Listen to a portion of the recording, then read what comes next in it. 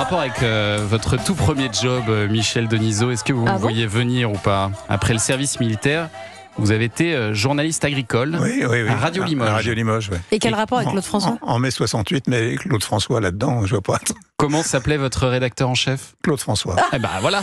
D'accord, voilà, c'est tiré par les cheveux. C'était son vrai nom. C'était son vrai nom. Mais c'était pas le Clo-Clo paillette. Il ne chantait pas avec le nez. Ça m'aurait échappé alors. Ça consistait en quoi votre métier alors? C'était là où il y avait de la place, là où personne voulait aller. C'était un boulot de pigiste à 6h30 le matin, un journal des nouvelles agricoles pendant 5 minutes tous les matins. Donc j'ai commencé par là. Et alors ce qui est fou, c'est que... Je suis devenu quand on débute et qu'on arrive de nulle part et qu'on n'a pas grand-chose, on est spécialiste de ce qu'on nous propose. Exactement, ça c'est normal. Et vous qui J'ai eu la même chose plus tard avec De Chavannes, qui est arrivé en disant « Je sais faire ce que tu vas me demander ». Et Alain Chabat, quand est arrivé à Canal, pareil, il a dit à Pierre Lescure « Je sais faire ce que tu vas me demander ». C'était la météo, il dit « C'est parfait. C'est mon rêve ». C'est exactement ce que je veux faire dans la vie. Et vous qui des années plus tard allez incarner un peu le chic parisien dans le grand journal quand même de Canal+, Michel Denisot, vous racontez que quand vous arrivez à la première chaîne de l'ORTF à Paris, vous avez connu une forme de racisme social.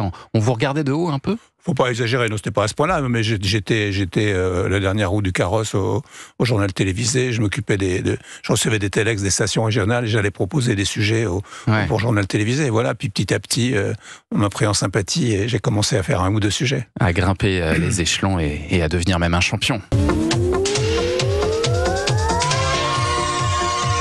Qu'est-ce que c'est que ce générique? Ah oui, ça a duré un an. Là, on est en 1983. C'est juste avant votre arrivée à Canal+. C'était Champion le dimanche après-midi sur TF1. C'était une émission à la Nikos. À Michel Drucker. Drucker aussi. Donc de variété de cinéma le dimanche après-midi en public. Et donc je l'ai fait pendant un an. Et puis est arrivé Canal+, donc je suis parti. Mais c'était tout nouveau pour vous quand même de présenter comme ça une émission de variété. Vous aviez jamais fait ça avant? Non, j'avais fait le journal télévisé au tout début à la création de TF1 avec Yves Rouzy en 75. Donc, et puis après, j'étais passé au sport. Et en même temps, j'étais sur des stations de radio.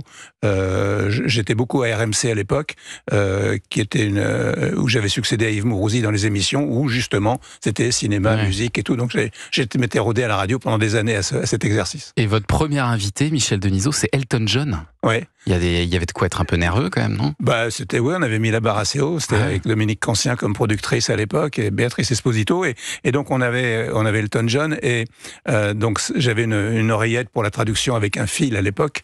Et au moment d'aller le rejoindre au piano, le fil n'est pas assez long, donc j'y vais sans oreillette avec mon anglais de cuisine. Donc j'ai fait une interview assez courte. Mais pourquoi ça s'appelait Champion? Ça fait nom d'émission de sport, je trouve quand même. Champion. Plus que de tout le monde est champion. Les artistes sont des champions. On est champions. Voilà, tout le monde est champion. Ah ouais, d'accord. Allez, un autre générique.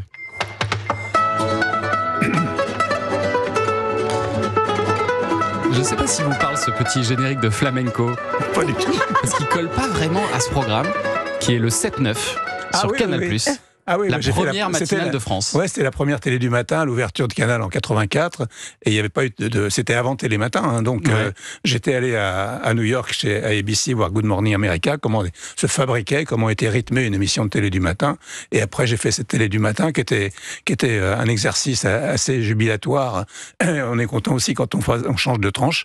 Et, parce qu'il faut se lever à 4h30. Puis en télé, il faut avoir bonne mine en même temps. Donc, c'est dur quand même. Mais c'était les débuts de Canal, donc des débuts difficiles pour la chaîne à l'époque, et on n'était pas encore dans ces locaux là.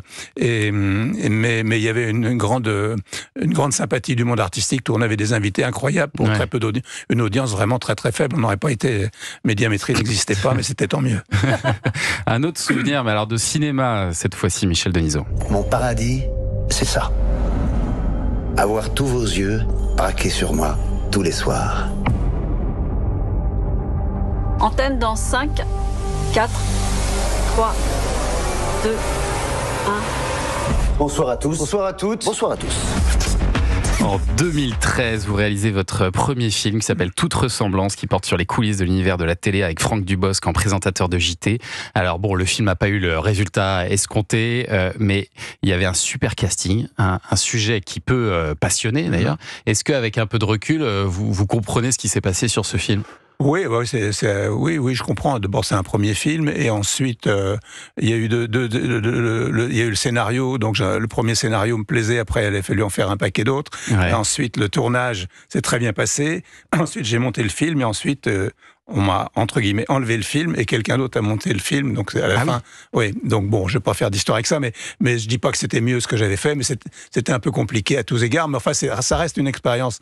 Le seul échec dans la vie que je connais, c'est de ne rien faire. Et après, on apprend. Donc, j'ai appris en faisant ce film que ça vous a donné envie d'en refaire un ? Bah, écoutez, oui, c'est un long travail. Hein, donc, de temps en temps, j'ai encore envie d'en faire un. Ouais, justement, à partir de cette expérience qui, pour moi, était très constructive. Sur l'univers de la télé encore ? Pas forcément. Pas forcément. Non, sortir de ça. Non. Merci beaucoup, Michel Denisot.